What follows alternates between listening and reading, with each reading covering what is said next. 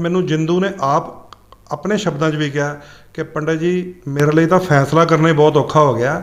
ਇੱਧਰਲੇ ਪਾਸੇ ਮੈਂ ਹਿੰਦੂ ਸਮਾਜ ਦੀ ਗਲਤੀ ਕਰ ਬੈਠਾ ਤੇ ਇੱਧਰਲੇ ਪਾਸੇ ਮੈਨੂੰ ਦੂਸਰੇ ਪਾਸਿਓਂ ਖਿੱਚਾਤਾਣੀ ਹੋ ਰਹੀ ਹੈ। ਗੁਰੂ ਗੋਬਿੰਦ ਸਿੰਘ ਮਹਾਰਾਜ ਨੇ ਆਪਣਾ ਸਾਰਾ ਪਰਿਵਾਰ, ਆਪਣੇ ਪੁੱਤਰ ਬੱਚੇ, ਆਪਣਾ ਸਭ ਕੁਝ ਵਾਰ ਦਿੱਤਾ ਸੀ ਹਿੰਦੂ ਧਰਮ ਦੀ ਰਾਖੀ ਕਰਨ ਲਈ। ਕਿਉਂਕਿ ਖਾਲਸਾ ਦੀ ਸਥਾਪਨਾ ਵੀ ਜਦੋਂ ਯਾਦ ਕਰੋਗੇ ਤੇ ਪਹਿਲੇ ਜਿਹੜੇ 5 ਪਿਆਰੇ ਸੀ ਹਿੰਦੂਆਂ ਨੇ ਹੀ ਆਪਣੇ ਸਿਰ ਕੱਢ ਕੇ ਗੁਰੂ ਗੋਬਿੰਦ ਸਿੰਘ ਦੇ ਹਵਾਲੇ ਕਰਤੇ ਸੀ। ਭਗਵਾਨ ਕ੍ਰਿਸ਼ਨ ਨੇ ਗੀਤਾ 'ਚ ਵੀ ਕਿਹਾ ਕਿ हे ਅਰਜੁਨ, ਜਿਹੜਾ ਧਰਮ ਦੇ ਪੱਖ 'ਚ ਨਹੀਂ ਖੜਾ ਸਮਝ ਲਓ ਅਧਰਮੀ ਹੈ, ਔਰ ਅਧਰਮੀ ਸਜ਼ਾ ਦੇ ਕਾਬਿਲ ਹੀ ਹੁੰਦਾ ਹੈ। ਸਾਨੂੰ ਬਹੁਤ ਹੈਰਾਨਗੀਆਂ ਹੋ ਰਹੀਆਂ ਕਿ 80-80 ਲੱਖ ਰੁਪਏ ਦੇ ਕੰਮ ਹੋ ਜਾਣ ਤੇ ਬਿੱਲਾਂ ਦਾ ਕੋਈ ਪਤਾ ਨਾ ਹੋਵੇ। ਇਹਦਾ ਮਤਲਬ ਕਿਤੇ ਨਾ ਕਿਤੇ ਕੋਈ ਘਪਲਾ ਹੈ। ਜਾਨੀ ਤੇ ਅਸੀਂ ਦੇਖ ਰਹੇ ਦਰਸ਼ਕਾਂ ਦਾ ਸਵਾਗਤ ਹੈ। ਦੋਸਤੋ, ਅੱਜ ਅਸੀਂ ਪਹੁੰਚੇ ਹਾਂ ਲੁਧਿਆਣਾ ਸ਼ਹਿਰ ਦੇ ਵਿੱਚ ਪੰਡਤ ਰਾਜਨ ਸ਼ਰਮਾ ਜੀ ਕੋਲ, ਤੇ ਜਿਹੜਾ ਮਾਮਲਾ ਹੈਗਾ ਗੁਰੂ ਨਾਨਕ ਮੋਦੀ ਖਾਨਾ ਦਾ। ਬਲਜਿੰਦਰ ਸਿੰਘ ਜਿੰਦੂ ਜਿਹਨੇ ਕਿ ਗੁਰੂ ਨਾਨਕ ਮੋਦੀ ਖਾਨਾ ਵਾਲੇ ਬਲਜਿੰਦਰ ਸਿੰਘ ਜਿੰਦੂ ਜਿਹਨੇ ਕਿ ਸ਼੍ਰੀ ਰਾਮ ਤੇ ਰਾਮਾਇਣ ਤੇ ਮਾਤਾ ਸੀਤਾ ਦੀ ਜੀਵਨੀ ਤੇ ਟਿੱਪਣੀ ਕਰਨ ਤੋਂ ਬਾਅਦ ਇਹ ਕਿਹਾ ਕਿ ਪੰਡਤ ਜੀ ਕੋਲ ਆਏ, ਮਿਲੇ ਤੇ ਇੱਥੇ ਆ ਕੇ ਇਹ ਕਿਹਾ ਆਪਣੇ ਲਾਈਵ 'ਚ ਕੱਲ੍ਹ ਰਾਤ ਨੂੰ ਇਹ ਕਹਿ ਦਿੱਤਾ ਕਿ ਮੈਨੂੰ ਪੰਡਤ ਰਾਜਨ ਸ਼ਰਮਾ ਜੀ ਨੇ ਮਾफ़ ਕਰ ਦਿੱਤਾ ਹੈ। ਤੇ ਅਸੀਂ ਉਸ ਚੀਜ਼ ਤੇ ਅੱਜ ਪੰਡਤ ਜੀ ਕੋਲ ਪਹੁੰਚੇ ਹਾਂ ਤੇ ਪੁੱਛਣ ਆਏ ਕਿ ਕੀ ਇਹਨਾਂ ਨੇ ਹਿੰਦੂ ਸਮਾਜ ਵੱਲੋਂ ਉਹਨੂੰ ਮਾफ़ ਕਰ ਦਿੱਤਾ, ਕੋਈ ਇਹੋ ਜਿਹੀ ਗੱਲ ਹੋਈ ਸੀ ਤੇ ਮਾਮਲੇ ਦੀ ਸੱਚਾਈ ਜਾਣਦੇ ਹਾਂ। ਨਮਸਕਾਰ ਜੀ। ਨਮਸਕਾਰ ਜੀ। ਜਨ ਹਿਤੈਸ਼ੀ ਦੇ ਸਾਰੇ ਹੀ ਦਰਸ਼ਕਾਂ ਦਾ ਬਹੁਤ ਬਹੁਤ ਸਵਾਗਤ ਹੈ। ਤੁਸੀਂ ਜੋ ਇਹ ਸਵਾਲ ਪੁੱਛ ਰਹੇ ਹੋ ਕਿ ਬਲਜਿੰਦਰ ਸਿੰਘ ਜਿੰਦੂ ਮੇਰੇ ਕੋਲ ਆਏ ਸੀ ਤੇ ਮੈਂ ਉਹਨਾਂ ਨੂੰ ਮਾफ़ ਕਰ ਦਿੱਤਾ, ਇਸ ਸਵਾਲ ਦਾ ਜਵਾਬ ਮੈਂ ਤੁਹਾਨੂੰ ਸਪਸ਼ਟ ਤੌਰ ਤੇ ਦੇਣਾ ਚਾਹੁੰਦਾ ਕਿ ਬਲਜਿੰਦਰ ਸਿੰਘ ਜਿੰਦੂ ਮੇਰੇ ਕੋਲ ਜ਼ਰੂਰ ਆਏ ਸੀ, ਪਰ ਉਹ ਇਸ ਗੱਲ ਨੂੰ ਸਮਝਣ ਆਏ ਸੀ ਕਿ ਜੋ ਮੈਂ ਗੱਲ ਆਪਣੇ ਮੂੰਹੋਂ ਕਹਿ ਬੈਠਾ ਭਗਵਾਨ ਸ਼੍ਰੀ ਰਾਮ ਬਾਰੇ, ਸੀਤਾ ਮਾਤਾ ਬਾਰੇ, ਉਹ ਸਹੀ ਹੈ ਜਾਂ ਗਲਤ ਹੈ। ਕਿਉਂਕਿ ਉਸ ਗੱਲ 'ਤੇ ਬਹੁਤ ਜ਼ਿਆਦਾ ਬਵਾਲ ਹੋ ਉੱਠਿਆ ਸੀਗਾ। ਅਤੇ ਮੈਂ ਫਿਰ ਬਲਜਿੰਦਰ ਸਿੰਘ ਨੂੰ ਜਿੰਨੇ ਵੀ ਸਾਡੇ ਧਾਰਮਿਕ ਗ੍ਰੰਥ ਹੈ, ਉਹਨਾਂ ਦੀਆਂ ਕਥਾਵਾਂ ਨੇ ਔਰ ਉਹਨਾਂ ਦੇ ਰੂਪ ਹੈ ਜਿਹੜੇ ਗ੍ਰੰਥਾਂ ਦੇ, ਜੋ ਮੇਰੇ ਕੋਲ ਸਾਕਸ਼ਾਤ ਹਾਜ਼ਰ ਨੇ, ਉਹ ਖੋਲ੍ਹ ਕੇ ਪੜ੍ਹਾਏ, ਸਿਖਾਏ, ਸਮਝਾਏ, ਅਤੇ ਜਿਸ ਨਾਲ ਉਹਦੀਆਂ ਅੱਖਾਂ ਖੁੱਲ੍ਹੀਆਂ ਕਿ ਮੇਰੇ ਕੋਲੋਂ ਇਹ ਗਲਤੀ ਹੋ ਗਈ ਹੈ। ਇਸ ਗਲਤੀ ਦੀ ਮਾफ़ੀ ਮੰਗਣਾ ਚਾਹੁੰਦਾ ਵਾਂ ਮੈਂ। ਇਸ ਗੱਲ ਦੇ ਉੱਤੇ ਉਹ ਮੇਰੇ ਕੋਲ ਆਇਆ ਸੀ ਕਿ ਤੁਸੀਂ ਕਹਿ ਰਹੇ ਹੋ ਮਾफ़ੀ ਮੰਗਣ ਆਏ ਸੀ, ਪਰ ਤੁਸੀਂ ਦੇਖਿਆ ਕਿ ਵਾਪਸ ਜਾ ਕੇ ਵੀ ਜਿਹੜਾ ਉਹਨਾਂ ਨੇ ਲਾਈਵ ਕੀਤਾ, ਉਹ ਲਾਈਵ ਦੇ ਵਿੱਚ ਵੀ ਉਹਨਾਂ ਨੇ ਕਿਹਾ ਕਿ ਜੇ ਤੁਹਾਡੀਆਂ ਧਾਰਮਿਕ ਭਾਵਨਾਵਾਂ ਨੂੰ ਠੇਸ ਪਹੁੰਚਿਆ ਤਾਂ ਮੈਂ ਮਾफ़ੀ ਮੰਗਦਾ। ਅਤੇ ਉਹਨਾਂ ਨੇ ਕਿਹਾ ਕਿ ਮੈਨੂੰ ਕੋਈ ਗਿਲਾ ਨਹੀਂ ਹੈਗਾ ਕਿ ਮੈਂ ਇਹੋ ਜਿਹੀ ਕੋਈ ਗੱਲ ਕੀਤੀ। ਦੇਖੋ, ਮੈਂ ਬਹੁਤ ਸਪਸ਼ਟ ਤਰੀਕੇ ਨਾਲ ਤੁਹਾਨੂੰ ਸਾਰੇ ਸਰੋਤਿਆਂ ਨੂੰ ਦੱਸਣਾ ਚਾਹੁੰਦਾ ਵਾਂ ਕਿ ਕੱਲ੍ਹ ਜਿਸ ਸਮੇਂ ਇਹ ਚਰਚਾ ਚੱਲ ਰਹੀ ਸੀ ਮੇਰੇ ਔਰ ਜਿੰਦੂ ਦੇ ਦਰਮਿਆਨ, ਜਦੋਂ ਮੈਂ ਉਹਨਾਂ ਨੂੰ ਸਾਰੇ ਗ੍ਰੰਥ ਖੋਲ੍ਹ ਕੇ ਗ੍ਰੰਥਾਂ ਦਾ ਹਵਾਲਾ ਦਿੱਤਾ ਔਰ ਇਹ ਦੱਸ ਦਿੱਤਾ, ਗਿਆਨ ਕਰਾ ਦਿੱਤਾ ਕਿ ਜੋ ਕੁਝ ਵੀ ਉਹ ਬੋਲ ਰਿਹਾ ਰਾਮਾਇਣ ਦੇ ਵਿੱਚ ਇਸ ਤਰ੍ਹਾਂ ਦੀ ਕੋਈ ਗੱਲ ਨਹੀਂ ਲਿਖੀ ਹੋਈ, ਅਤੇ ਉਹ ਰਿਅਲਾਈਜ਼ ਕਰਨ ਲੱਗ ਗਿਆ। ਪਰ ਨਾਲ ਨਾਲ ਉਹਦੇ ਕੁਝ ਫੋਨ ਐਸੇ ਆ ਰਹੇ ਸੀਗੇ ਜਿਹੜੇ ਉਹਦੇ 'ਤੇ ਦੂਸਰੇ ਪਾਸਿਓਂ ਪ੍ਰੈਸ਼ਰ ਪਾ ਰਹੇ ਸੀਗੇ। ਉਹ ਕੌਣ ਸੀ ਫੋਨ 'ਤੇ, ਕੌਣ ਨਹੀਂ ਸੀ, ਮੈਂ ਨਹੀਂ ਜਾਣਦਾ, ਪਰ ਮੈਨੂੰ ਜਿੰਦੂ ਨੇ ਆਪ ਆਪਣੇ ਸ਼ਬਦਾਂ 'ਚ ਵੀ ਕਿਹਾ ਕਿ ਪੰਡਤ ਜੀ ਮੇਰੇ ਲਈ ਤਾਂ ਫੈਸਲਾ ਕਰਨਾ ਹੀ ਬਹੁਤ ਔਖਾ ਹੋ ਗਿਆ। ਇੱਧਰਲੇ ਪਾਸੇ ਮੈਂ ਹਿੰਦੂ ਸਮਾਜ ਦੀ ਗਲਤੀ ਕਰ ਬੈਠਾ ਤੇ ਇੱਧਰਲੇ ਪਾਸੇ ਮੈਨੂੰ ਦੂਸਰੇ ਪਾਸਿਓਂ ਖਿੱਚਾਤਾਣੀ ਹੋ ਰਹੀ ਹੈ ਕਿ ਜੋ ਤੂੰ ਕਹਿ ਤਾ ਉਹਦੇ 'ਤੇ ਖੜਿਆ ਰਹੀ ਅਤੇ ਅੜਿਆ ਰਹੀ। ਇਸ ਕਰਕੇ ਉਸ ਟਾਈਮ ਉਹ ਕਨਫਿਊਜ਼ ਜ਼ਰੂਰ ਸੀਗਾ। ਔਰ ਇੱਥੇ ਬੈਠ ਕੇ ਤਾਂ ਇਹ ਸਲਾਹ ਕੀਤੀ ਜਾ ਰਹੀ ਸੀ ਕਿ ਕਿਸੇ ਤਰੀਕੇ ਹਿੰਦੂ ਸਮਾਜ ਕੋਲੋਂ ਮਾफ़ੀ ਮੰਗੀ ਜਾਏ। ਮੈਂ ਅਗਲੇ ਦਿਨ ਕਿਸੇ ਵੀ ਧਰਮ ਸਥਾਨ 'ਤੇ ਮੰਦਰ ਜਾ ਕੇ ਉੱਥੇ ਜਾ ਕੇ ਸੇਵਾ ਕਰਾਂ ਅਤੇ ਉੱਥੇ ਜਾ ਕੇ ਮਾफ़ੀ ਮੰਗਾਂ। ਇਸ ਗੱਲ ਦਾ ਫੈਸਲਾ ਕਰ ਨਹੀਂ ਪਾਇਆ ਕਿਉਂਕਿ ਉਹਨੂੰ ਬਹੁਤ ਸਾਰੇ ਉਹਦੇ 'ਤੇ ਦਬਾਅ ਬਣਾਉਣ ਵਾਲੇ ਫ਼ੋਨ ਆ ਰਹੇ ਸੀ। ਹੋ ਸਕਦਾ ਕਿਸੇ ਨੇ ਉਹਨੂੰ ਰਿਮੋਟ ਕੰਟਰੋਲ ਨਾਲ ਚਲਾ ਲਿਆ ਹੋਵੇਗਾ। ਰਿਮੋਟ ਕੰਟਰੋਲ ਤੋਂ ਤੁਹਾਡੀ ਗੱਲ ਇਹ ਆਈ ਹੈ ਇੱਕ ਵਾਰੀ ਦਿਮਾਗ ਦੇ ਵਿੱਚ ਕਿ ਬਹੁਤ ਦੇਰ ਤੋਂ ਜਿੰਦੂ ਜੀ ਜਦੋਂ ਵੀ ਲਾਈਵ ਹੁੰਦੇ ਆ ਉਹਦੇ ਵਿੱਚ ਉਹ ਕਿਤੇ ਨਾ ਕਿਤੇ ਖਾਲਿਸਤਾਨ ਦੀ ਕੋਈ ਗੱਲ ਕਰ ਪੈਂਦੇ ਆ, ਅਤੇ ਇਹ ਵੀ ਪੋਸੀਬਲ ਹੈ ਕਿ ਸ਼ਾਇਦ ਇਹ ਖਾਲਿਸਤਾਨ ਵਾਲੇ ਹੀ ਪਿੱਛੇ ਰਿਮੋਟ ਕੰਟਰੋਲ ਹੋਣ। ਦੇਖੋ, ਪੋਸੀਬਿਲਟੀਜ਼ ਤਾਂ ਬਹੁਤ ਸਾਰੀਆਂ ਹੋ ਸਕਦੀਆਂ, ਕਿਉਂਕਿ ਜਦੋਂ ਵੀ ਕੋਈ ਇੱਦਾਂ ਦੀ ਮੂਵਮੈਂਟ ਚੱਲਦੀ ਹੈ, ਮੈਂ ਦੇਖਿਆ ਕਿ ਸਾਡੇ ਹਿੰਦੂ ਧਰਮ ਨੂੰ, ਸਾਡੇ ਸਨਾਤਨ ਧਰਮ ਨਾਲ ਛੇੜਛਾੜੀ ਕਰਕੇ ਉਹਦੇ ਬਾਰੇ ਗਲਤ ਗੱਲ ਬੋਲ ਕੇ ਕੋਈ ਨਾ ਕੋਈ ਜਾਣ ਬੂਝ ਕੇ ਹੀਰੋ ਬਣਨ ਦੀ ਕੋਸ਼ਿਸ਼ ਕਰਦਾ ਹੈ। ਉਹ ਹੀਰੋ ਬਣ ਜਾਂਦਾ ਹੈ, ਮੀਡੀਆ ਚੱਕ ਲੈਂਦਾ, ਅਖਬਾਰਾਂ 'ਚ ਆ ਜਾਂਦੇ ਆ, ਸਾਡੇ ਕੋਈ ਸੰਗਠਨ FIR ਤੱਕ ਕਰਵਾ ਦਿੰਦੇ ਆ। ਉਹਦੀ ਜਿਹੜੀ ਉਹ ਹੀਰੋਗਿਰੀ ਹੈ ਉਹਦਾ ਫਾਇਦਾ ਉਠਾਉਂਦਾ। ਇਹ ਵਿਦੇਸ਼ਾਂ ਤੋਂ ਫੰਡਿੰਗ ਦਾ ਬਹੁਤ ਵੱਡਾ ਖੇਲ ਹੈ, ਅਤੇ ਮੈਂ ਤਾਂ ਚਾਹੂੰਗਾ ਜੇ ਕੋਈ ਇਸ ਤਰ੍ਹਾਂ ਦਾ ਵੀ ਪ੍ਰਸ਼ਾਸਨ ਨੂੰ, ਪੁਲਿਸ ਪ੍ਰਸ਼ਾਸਨ ਨੂੰ ਕੋਈ ਕਲੂ ਲੱਭਦਾ, ਇਹਨਾਂ ਲੋਕਾਂ ਦੇ ਸਾਰੇ ਫੋਨ ਟਰੇਸ ਕਰਨੇ ਚਾਹੀਦੇ ਆ, ਇਹਨਾਂ ਦੇ ਅਕਾਊਂਟ ਫਰੀਜ਼ ਕਰਨੇ ਚਾਹੀਦੇ ਆ।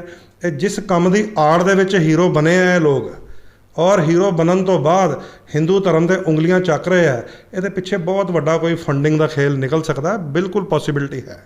ਤੇ ਤੁਹਾਨੂੰ ਹੁਣੇ ਇੱਕ ਲੇਟੈਸਟ ਖਬਰ ਆਈ ਹੈ ਜੋ ਕੀਤਾ ਕਿ ਗੁਰੂ ਨਾਨਕ ਮੋਦੀਖਾਨਾ ਨੂੰ ਬੰਦ ਕਰ ਦਿੱਤਾ। ਤੇ ਮੈਂ ਵੀ ਸਪਸ਼ਟ ਸ਼ਬਦਾਂ 'ਚ ਕਹਾਂਗਾ ਕਿ ਵਾਕਈ ਗੁਰੂ ਨਾਨਕ ਮੋਦੀਖਾਨਾ ਇੱਕ ਬਹਾਨਾ ਬਣਾ ਕੇ ਆਪਣੇ ਆਪ ਨੂੰ ਹੀਰੋ ਬਣਾਉਣ ਦੀ ਕੋਸ਼ਿਸ਼ ਕੀਤੀ ਗਈ ਹੈ।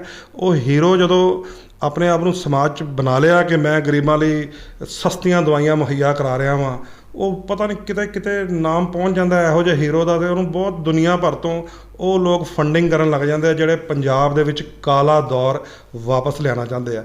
ਜੇ ਉੱਧਰੋਂ ਸਮਾਨ ਆਉਣਾ ਸ਼ੁਰੂ ਹੀ ਹੋ ਗਿਆ ਤਾਂ ਹੁਣ ਉਹਨੂੰ ਮੋਦੀਖਾਨੇ ਦਾ ਸ਼ਟਰ ਬੰਦ ਕਰਨਾ ਹੀ ਪੈਣਾ ਸੀਗਾ, ਕਿਉਂਕਿ ਜੇ ਇੱਕ ਰਸਤਾ ਖੁੱਲ੍ਹ ਗਿਆ ਨਵਾਂ ਜਿਹਦੇ ਕਰਕੇ ਇਹ ਨਾਟਕ ਕੀਤਾ ਗਿਆ, ਇਹ ਬਹਾਨਾ ਕੀਤਾ ਗਿਆ ਹੈ, ਤਾਂ ਇਹ ਬਹਾਨਾ ਸੱਚਮੁੱਚ ਬਹਾਨਾ ਹੀ ਹੋਣਾ ਮੈਨੂੰ ਲੱਗਦਾ।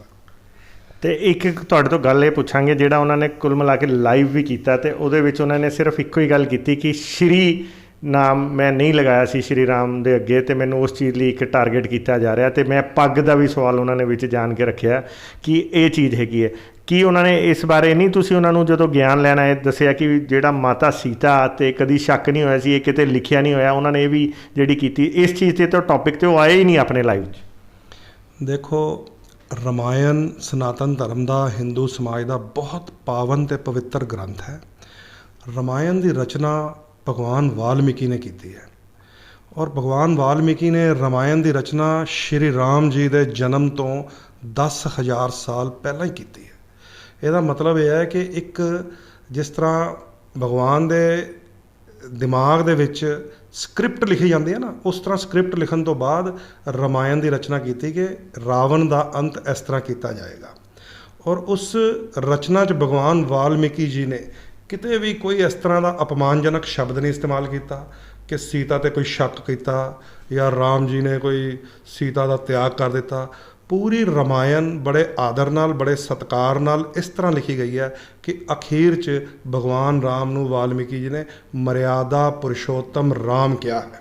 ਸੋ ਮਰਿਆਦਾ ਪੁਰਸ਼ੋਤਮ ਰਾਮ ਦਾ ਮਤਲਬ ਇਹ ਹੁੰਦਾ ਹੈ ਕਿ ਉਹਨਾਂ ਨੇ ਹਰ ਤਰ੍ਹਾਂ ਦੀ ਮਰਿਆਦਾ ਦਾ ਪਾਲਨ ਕੀਤਾ ਹੈ। ਅੱਛੇ ਪਤੀ, ਅੱਛੇ ਪੁੱਤਰ, ਅੱਛੇ ਭਰਾ, ਅੱਛੇ ਰਾਜਾ ਬਣ ਕੇ ਦਿਖਾਇਆ।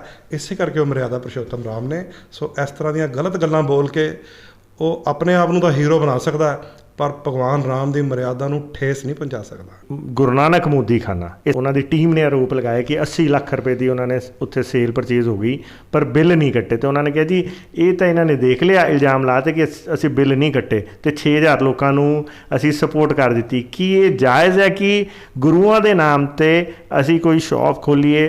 ਠੀਕ ਹੈ, ਉਹਨਾਂ ਨੇ ਮਦਦ ਕੀਤੀ, ਲੋਕਾਂ ਨੂੰ ਸਹਾਇਤਾ ਪਹੁੰਚੀ, ਪਰ ਬਿੱਲ ਨਾ ਕੱਟਣਾ, ਅਸੀਂ ਨਹੀਂ ਕੋਈ ਇਲਜ਼ਾਮ ਲਾ ਰਹੇ, ਪਰ ਬਿੱਲ ਨਾ ਕੱਟਣਾ, ਕੀ ਇਹ ਜਾਇਜ਼ ਹੈ? ਦੇਖੋ, ਗਰੀਬ ਦੀ ਮਦਦ ਕਰਨ ਲਈ ਕੋਈ ਵੀ ਅੱਗੇ ਆਏ, ਖਾਸ ਕਰ ਦਵਾਈਆਂ ਦੇ ਮਾਮਲੇ 'ਚ ਅੱਗੇ ਆਏ, ਸਾਰਾ ਸਮਾਜ ਉਹਦਾ ਸਾਥ ਦਿੰਦਾ ਹੈ। ਔਰ ਬਲਜਿੰਦਰ ਸਿੰਘ ਜਿੰਦੂ ਨੇ ਜਿਹੜਾ ਇਹ ਪ੍ਰੋਜੈਕਟ ਸ਼ੁਰੂ ਕੀਤਾ ਸੀਗਾ ਕਿ ਸਸਤੀ ਦਵਾਈ ਮੁਹੱਈਆ ਕਰਾਈ ਜਾਵੇ ਗਰੀਬਾਂ ਨੂੰ, ਉਹਦੇ ਵਰਗੀ ਤਾਂ ਕੋਈ ਰੀਸ ਹੀ ਨਹੀਂ ਸੀ। ਉਹਦੇ ਕਰਕੇ ਤਾਂ ਸਾਰਾ ਸਮਾਜ ਉਹਦੇ ਨਾਲ ਖੜ ਗਿਆ ਸੀ ਇੱਕ ਟਾਈਮ 'ਤੇ ਆ ਕੇ।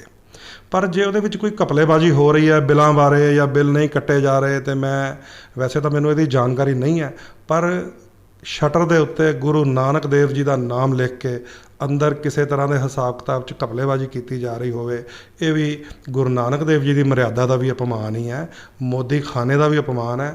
ਗੁਰੂ ਮਹਾਰਾਜ ਤਾਂ 13 ਤੋਲਦੇ ਸਭ ਕੁਝ ਵੰਡ ਦਿੰਦੇ ਸੀ, ਸਭ ਦੇ ਦਿੰਦੇ ਸੀ, ਔਰ ਜਦੋਂ ਹਿਸਾਬ ਕੀਤਾ ਜਾਂਦਾ ਸੀ ਸਭ ਹਿਸਾਬ ਮਿਲਦਾ ਸੀ ਉੱਥੇ। ਜਦੋਂ ਆਪਾਂ ਗੁਰੂ ਗ੍ਰੰਥ ਸਾਹਿਬ ਜੀ ਨੂੰ ਪੜ੍ਹਾਂਗੇ, ਗੁਰੂ ਮਹਾਰਾਜ ਦੀ ਕਥਾ ਪੜ੍ਹਾਂਗੇ, ਮੇਰੇ ਕੋਲ ਤਾਂ ਸਾਰੀ ਪਈ ਹੈ, ਮੈਂ ਉਹ ਵੀ ਕਥਾ ਉਹਨਾਂ ਨੂੰ ਸੁਣਾਤੀ ਸੀਗੀ, ਦਿਖਾਤੀ ਸੀਗੀ। ਗੁਰੂ ਮਹਾਰਾਜ ਨੇ ਜਦੋਂ ਮੋਦੀਖਾਨੇ 'ਚ ਬੈਠ ਕੇ 13 ਤੋਲਿਆ, ਅਤੇ ਜਦੋਂ ਮੋਦੀਖਾਨੇ ਦੇ ਨਵਾਬ ਨੇ ਆ ਕੇ ਚੈਕਿੰਗ ਕੀਤੀ ਹੈ ਅਤੇ ਉੱਥੇ ਸਾਰਾ ਹਿਸਾਬ ਤਾਂ ਮਿਲ ਗਿਆ ਸੀ, ਕੋਈ ਬਿੱਲਾਂ ਦਾ ਉੱਥੇ ਕੋਈ ਹੇਰ ਫੇਰ ਨਹੀਂ ਸੀ। ਜੇ ਅੱਜ ਦੇ ਕਲਯੁਗ 'ਚ ਜੇ ਕੋਈ ਹੇਰ ਫੇਰ ਹੋ ਰਿਹਾ ਤਾਂ ਉਸ ਮਰਿਆਦਾ ਦਾ ਵੀ ਅਪਮਾਨ ਹੀ ਹੈ। ਤੇ ਹੁਣ ਅਸੀਂ ਇਹ ਪੁੱਛਣਾ ਚਾਹਾਂਗੇ ਕਿ ਤੁਸੀਂ ਐਜ਼ ਏ ਹਿੰਦੂ ਸਮਾਜ ਨੂੰ ਕੀ ਕਹੋਗੇ ਤੇ ਪ੍ਰਸ਼ਾਸਨ ਤੋਂ ਕੀ ਮੰਗ ਕਰੋਗੇ? ਉਹਨਾਂ ਨੇ ਇੱਕ ਧਰਮ ਦਾ ਕਾਰਡ ਖੋਲ੍ਹ ਕੇ ਇਹਨੂੰ ਦੁਕਾਨ ਨੂੰ ਵੀ ਜਿਹੜਾ ਹੈਗਾ ਬੰਦ ਕਰ ਦਿੱਤਾ, ਪਲੱਸ ਤੇ ਮਾਫੀ ਵੀ ਨਹੀਂ ਮੰਗੀ ਤੇ ਮੰਗ ਵੀ ਲਈ, ਇਹਨੂੰ ਕੀ ਕਹੋਗੇ? ਹੁਣ ਦੇਖੋ, ਜਿੱਥੇ ਤਾਂ ਧਰਮ ਦਾ ਕਾਰਡ ਦੀ ਤੁਸੀਂ ਗੱਲ ਕਰ ਰਹੇ ਹੋ, ਮੈਂ ਜਿੰਦੂ ਨੂੰ ਕੀ, ਮੈਂ ਸਾਰੇ ਸਮਾਜ ਨੂੰ ਯਾਦ ਦਿਲਵਾਉਣਾ ਚਾਹੂੰਗਾ ਕਿ ਗੁਰੂ ਤੇਗ ਬਹਾਦਰ ਸਾਹਿਬ ਨੇ ਹਿੰਦੂ ਧਰਮ ਦੀ ਰਾਖੀ ਵਾਸਤੇ ਕਸ਼ਮੀਰੀ ਬ੍ਰਾਹਮਣਾਂ ਦੇ ਪ੍ਰਾਰਥਨਾ ਕਰਨ 'ਤੇ ਚਾਂਦਨੀ ਚੌਂਕ 'ਚ ਜਾ ਕੇ ਆਪਣੀ ਸ਼ਹਾਦਤ ਦੇ ਦਿੱਤੀ ਸੀ। ਗੁਰੂ ਗੋਬਿੰਦ ਸਿੰਘ ਮਹਾਰਾਜ ਨੇ ਆਪਣਾ ਸਾਰਾ ਪਰਿਵਾਰ, ਆਪਣੇ ਪੁੱਤਰ ਬੱਚੇ, ਆਪਣਾ ਸਭ ਕੁਝ ਵਾਰ ਦਿੱਤਾ ਸੀ ਹਿੰਦੂ ਧਰਮ ਦੀ ਰਾਖੀ ਕਰਨ ਲਈ। ਸੋ ਧਰਮ ਦਾ ਕਾਰਡ ਖੇਲ ਕੇ ਇਹ ਹਿੰਦੂ ਸਿੱਖ ਜੋ 9 ਮਾਸ ਦਾ ਰਿਸ਼ਤਾ ਹੈ ਉਹਨੂੰ ਤਾਂ ਕੋਈ ਜਿੰਦੂ ਵਰਗਾ ਤੋੜ ਨਹੀਂ ਸਕਦਾ। ਉਹ ਸਾਡਾ ਧਰਮ ਇੰਨਾ ਛੋਟਾ ਨਹੀਂ ਹੈ, ਨਾ ਸਨਾਤਨ ਧਰਮ ਤੇ ਨਾ ਹੀ ਖਾਲਸਾ, ਕਿਉਂਕਿ ਖਾਲਸਾ ਦੀ ਸਥਾਪਨਾ ਵੀ ਜਦੋਂ ਯਾਦ ਕਰੋਗੇ ਤੇ ਪਹਿਲੇ ਜਿਹੜੇ 5 ਪਿਆਰੇ ਸੀ ਹਿੰਦੂਆਂ ਨੇ ਹੀ ਆਪਣੇ ਸਿਰ ਕੱਢ ਕੇ ਗੁਰੂ ਗੋਬਿੰਦ ਸਿੰਘ ਦੇ ਹਵਾਲੇ ਕਰਤੇ ਸੀ। ਸੋ ਧਰਮ ਦਾ ਕਾਰਡ ਤੇ ਇਸ ਸਮਾਜ ਵਿੱਚ ਚੱਲੇਗਾ ਨਹੀਂ। ਕੋਈ ਆਪਣੇ ਸਵਾਰਥ ਲਈ ਉਹ ਕੋਈ ਕਾਰਡ ਖੇਲ ਰਿਹਾ ਹੋਵੇ, ਉਸ ਕਾਰਡ ਨੂੰ, ਉਸ ਖੇਲ ਨੂੰ ਖੋਲ੍ਹਣਾ ਪ੍ਰਸ਼ਾਸਨ ਦਾ ਕੰਮ ਹੈ। ਅੱਜ ਤੁਹਾਡੇ ਸਾਹਮਣੇ ਸਾਰੀਆਂ ਗੱਲਾਂ ਖੁੱਲ੍ਹਦੀਆਂ ਪਈਆਂ। ਸਾਨੂੰ ਬਹੁਤ ਹੈਰਾਨਗੀਆਂ ਹੋ ਰਹੀਆਂ ਕਿ 80-80 ਲੱਖ ਰੁਪਏ ਦੇ ਕੰਮ ਹੋ ਜਾਣ ਤੇ ਬਿੱਲਾਂ ਦਾ ਕੋਈ ਪਤਾ ਨਾ ਹੋਵੇ। ਇਹਦਾ ਮਤਲਬ ਕਿਤੇ ਨਾ ਕਿਤੇ ਕੋਈ ਘਪਲਾ ਹੈ। ਉਸ ਘਪਲੇ ਨੂੰ ਖੋਲ੍ਹਣਾ ਪ੍ਰਸ਼ਾਸਨ ਦਾ ਕੰਮ ਹੈ। ਉਸ FIR 'ਤੇ ਕੰਮ ਕਰਨਾ ਪ੍ਰਸ਼ਾਸਨ ਦਾ ਕੰਮ ਹੈ। ਇਸ ਸ਼ਖਸ ਨੂੰ ਜਲਦੀ ਤੋਂ ਜਲਦੀ ਗ੍ਰਿਫਤਾਰ ਕਰਕੇ ਇਹਦੇ ਕੋਲੋਂ ਪੂਰੀ ਇਨਵੈਸਟੀਗੇਸ਼ਨ ਕੀਤੀ ਜਾਵੇ ਤਾਂ ਕਿ ਸਾਰੀ ਗੱਲ ਖੁੱਲ੍ਹ ਕੇ ਬਾਹਰ ਆਏ। ਕੁੱਲ ਮਿਲਾ ਕੇ ਹਿੰਦੂ ਸਮਾਜ ਬਲਜਿੰਦਰ ਜਿੰਦੂ ਜੀ ਨੂੰ ਕੀ ਮੈਸੇਜ ਹੈ ਕਿ ਉਹ ਹੁਣ ਦੁਬਾਰਾ ਆ ਜਾਂਦਾ ਹੈ ਤੇ ਤੁਸੀਂ ਉਹਨੂੰ ਐਜ਼ ਏ ਸਮਾਜ ਉਹਨਾਂ ਨੂੰ ਮਾਫੀ ਦੇ ਦੋਗੇ ਜਾਂ ਉਹਨਾਂ ਨੂੰ ਕਿੱਦਾਂ ਇਹੋ ਜਿਹੀ ਕੋਈ ਐਗਜ਼ਾਮਪਲ ਕ੍ਰੀਏਟ ਕਰੋਗੇ ਕਿ ਕੋਈ ਦੁਬਾਰਾ ਹਰ ਰੋਜ਼ ਇੱਦਾਂ ਉੱਠ ਕੇ ਨਾ ਕਰੇ? ਦੇਖੋ, ਗਲਤੀ ਜਦੋਂ ਪਹਿਲੀ ਵਾਰੀ ਹੁੰਦੀ ਹੈ ਨਾ, ਔਰ ਉਹ ਗਲਤੀ ਦਾ ਕੋਈ ਅਹਿਸਾਸ ਕਰ ਲਵੇ ਤੇ ਉਹਦੀ ਸਿਰ ਮੱਥੇ ਹੈ, ਉਹਦੀ ਮਾਫੀ ਵੀ ਹੁੰਦੀ ਹੈ। ਪਰ ਗਲਤੀ ਜੇ ਕੋਈ ਦੂਜੀ ਵਾਰੀ ਕਰ ਦੇਵੇ ਨਾ ਔਰ ਜਾ ਕੇ ਕਹਿ ਦੇਵੇ ਮੈਨੂੰ ਤਾਂ ਕੋਈ ਗਿਲਾ ਨਹੀਂ ਹੈ, ਫਿਰ ਉਹ ਮਾਫੀ ਮੰਗਣ ਲਾਇਕ ਗਲਤੀ ਨਹੀਂ ਹੁੰਦੀ।